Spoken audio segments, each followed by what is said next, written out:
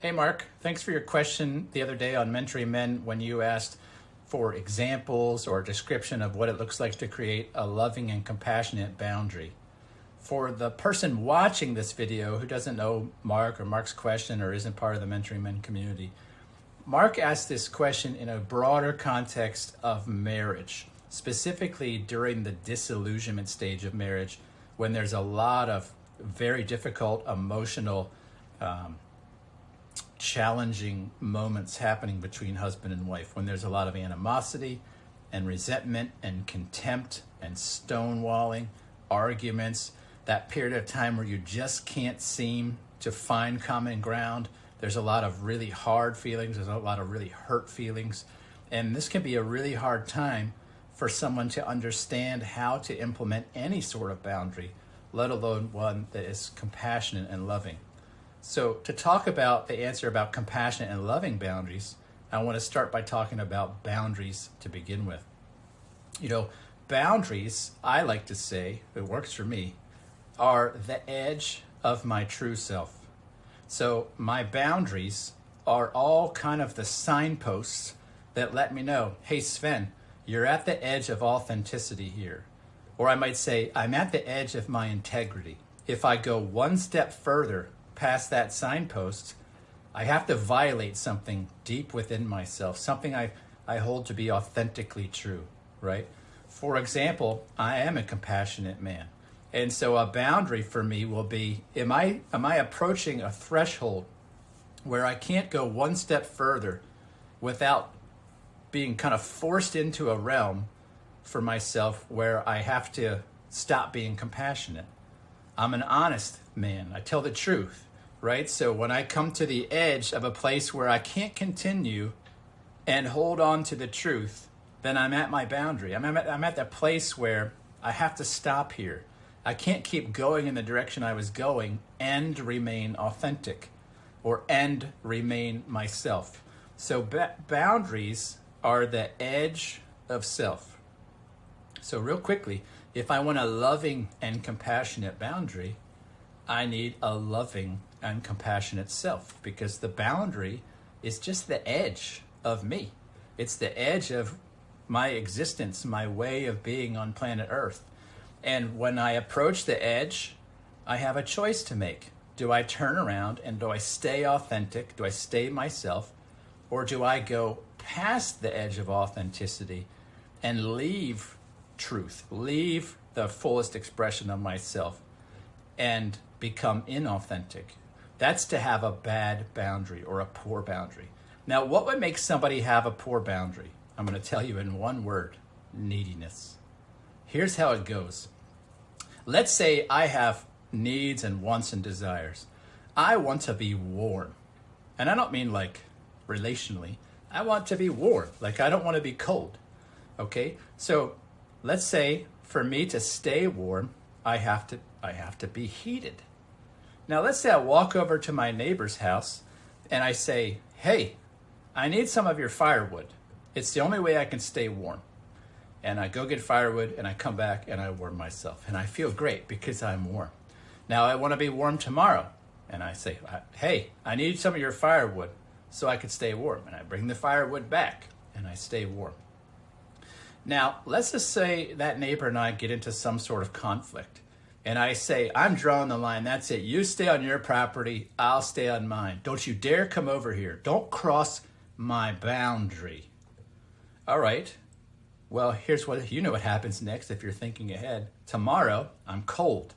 And I say to myself, he's got the wood I need to warm myself. And I can't be warm without the firewood he has. And so I'm going to have to eat a little humble pie. I'm going to have to soften my boundary because I said some pretty harsh things. I told him, don't you ever come over here. This is it. I drew my line in the sand, and now I have to cross my line in the sand to go get firewood. And see, I would be creating a poor boundary. I would actually be demonstrating to that neighbor that the words I said yesterday were actually kind of meaningless, because ultimately my need for firewood, my need for heat and warmth, trumped my need for whatever compelled me to draw that line in the sand. And this is what happens a lot of times in marriage, specifically with a man who is immature and needy and has not learned how to be self-reliant. There's so much of what he needs for his life, for himself to feel good, right? He needs her respect. He needs her appreciation. He needs her validation. He needs her gaze. He needs her touch. He needs her intimacy. He needs her sex. He needs all this stuff. And so because this man has all these needs, he actually won't create meaningful boundaries because he realizes quickly, well, I can't. Because if I put a boundary up about something, if I have an edge and my needs aren't being met, I can't have my needs met. And so this kind of man constantly twiddles with his boundaries, constantly changing them. They're very porous. They're very malleable. They're very nondescript and ambiguous. And the reason they're like that is because the bulk of this man's needs for his sense of value and worth and significance and well-being and happiness, all of that is given to him by outsiders. He's highly dependent. And a highly dependent man, to be blunt, cannot have boundaries.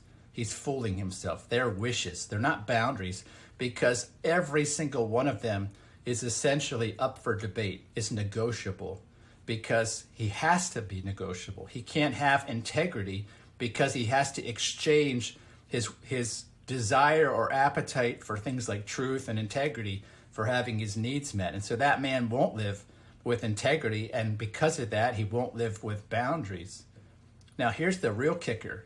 When a man does that in a romantic relationship, he loses not only the ability to have strong boundaries, but when a man is ambiguous with no boundaries, very weak integrity, very flexible fluidity, chameleon kind of way of being in the world, he also loses trust, specifically his partner's trust, because that man has poor definition, poor boundaries. He's flimsy, he's flaccid, and to be blunt, and I'm not trying to say this in hurt feelings, a lot of times that shows up in the man's body too.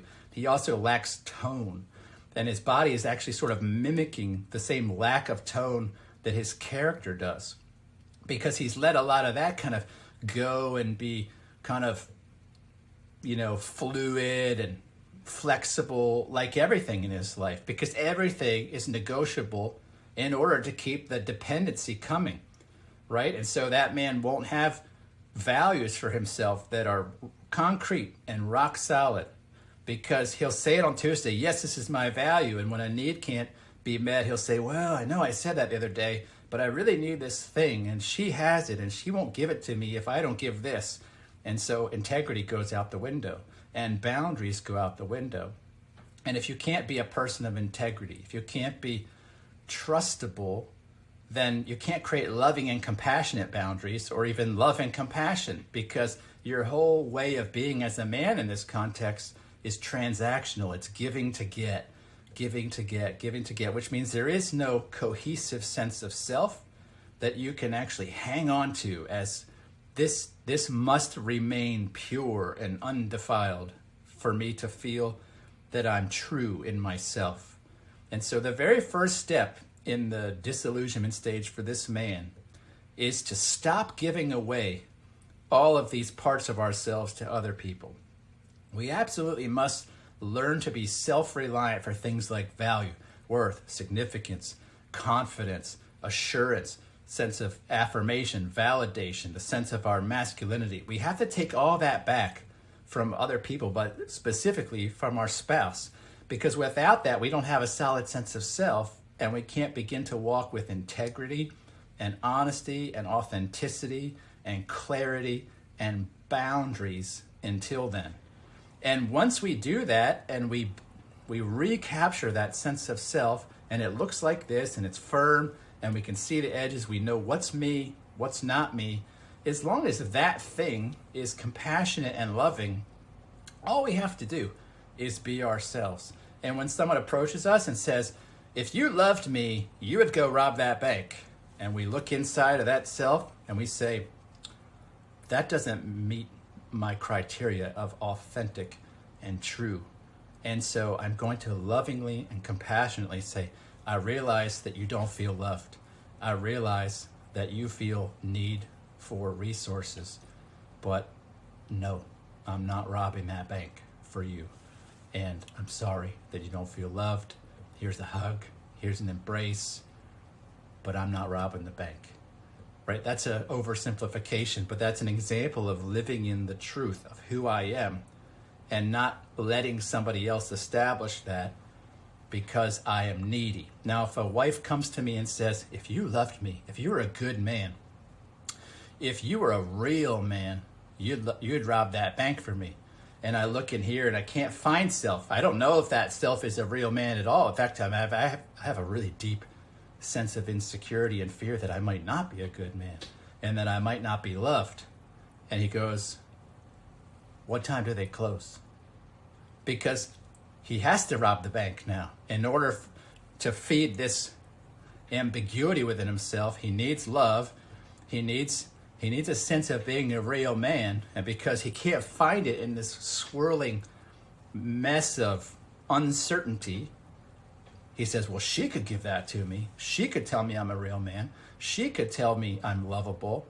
And what she requires for me to do that is to rob a bank. That would make her feel loved. And when she feels loved, she'll think I'm a great man. All right.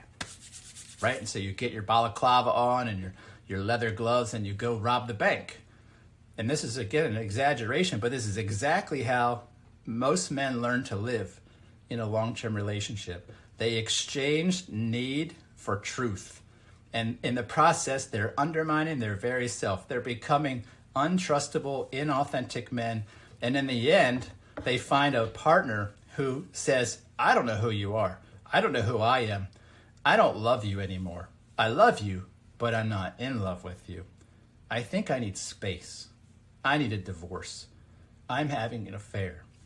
All these things stem from actually a lack of authenticity in the relationship that oftentimes is largely because the man has not learned to lead by being authentic. He's afraid.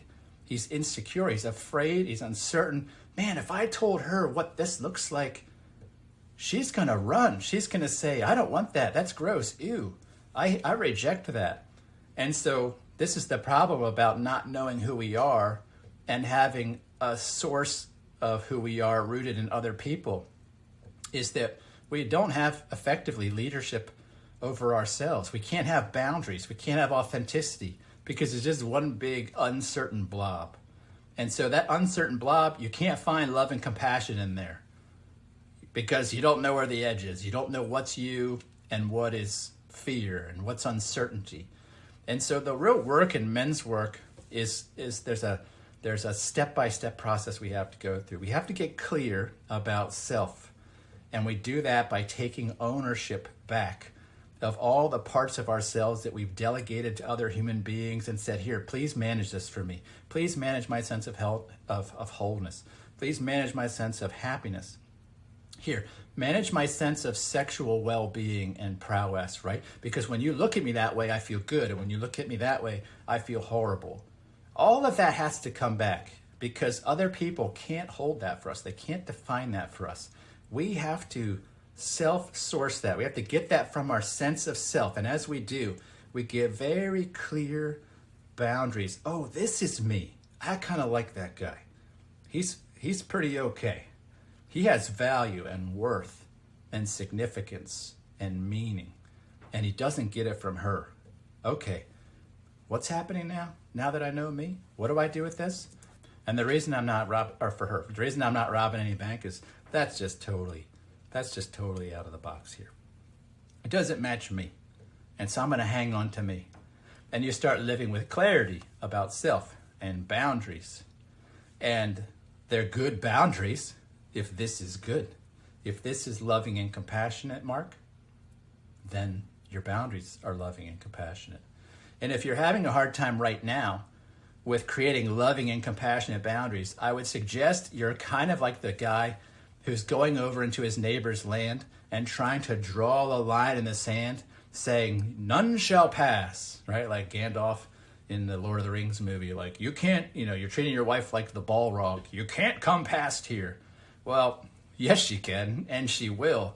And even more so if you need things from her. And so I'm going to suggest that you don't have a problem with just learning how to create loving and compassionate boundaries, that you have a problem with self-reliance, that you have a challenge, rather, that she owns so much of what you need to feel whole and right in the world that you can't even begin to have boundaries, let alone loving and compassionate boundaries, because she, as the main provider of all this stuff in you, she defines the boundaries. And from what I know of your story, that's exactly what's happening. And so your first step, your assignment, if you should choose, your mission, right, is to take the power back to yourself over these things. Get clear about who that guy is. And you got to be willing to do that at any cost that comes. When you do, you'll be nice and firm. You'll discover, I am a loving and compassionate man. And you will act easily out of that place because you won't be tempted to sacrifice your authenticity and truth and integrity to get something that you need on the other side of that boundary, because you'll find, oh, I already have that. I don't need it from her. And that's how you go about creating loving and compassionate boundaries, whether that's with neighbors or wives or coworkers. That's how it's done. I hope I caused you to do some deep thinking. If you have questions, I want you to add it below. If you're on Mentoring Men, you can just ask the question, tag me. If you're seeing this on YouTube or another source, I'd love it if you give us a thumbs up. If you ask a question below or a comment, I'd love to hear from you. And we ask that you would ding that bell, subscribe so you can get more videos like this, and we will talk to you later. Take care.